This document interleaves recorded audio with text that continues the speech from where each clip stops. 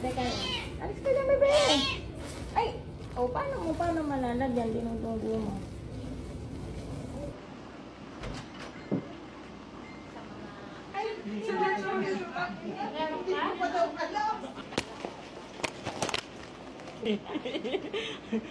Gusto ko tila Marian eh. Siguro. Ayaw mo na akong maging advisor ng tuturuan mo. Bakit? Obligasyon mo yon, Julie. Ah? O ano? Paano? Tapos magkukumahog ka kapag nakita mo wala pa sila exam. Ilan ba dapat? Ha?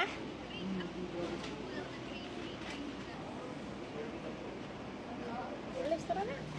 Grabe siya oh. Teka, nagpapatis pa. Ano, wala kang pupuntang mag-exam? Wala, ate. Lahat Di ko- nag-test sa'yo? Oo, di ko nga alam ba't ako dito eh. Ito si Orson na. Wow, ilabas. Ayan din, hindi na sa amin. Ilabas mo kung sino ka.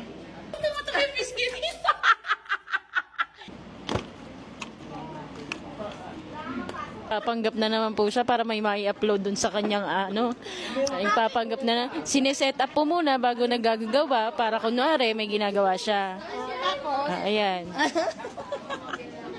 visit ka talaga.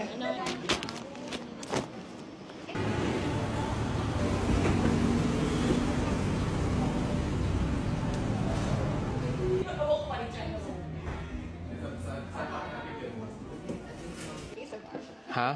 Ay, ito yung akin. Yeah. Is strawberry. ASMR. Ate Roxy Siko. Diyos ko, ang hirap naman yung kaibigang vlogger. Ganang taste? Kita niyo yan, may acid reflux. Dairy ang tatanggalin niya. Eh, magkit sa mukha ko eh. Nag-i-skip rin yata kasi ng pagkain. Ano to? Vietnamese. Latte? Yan. What is that, ate? Matcha to. Matcha to?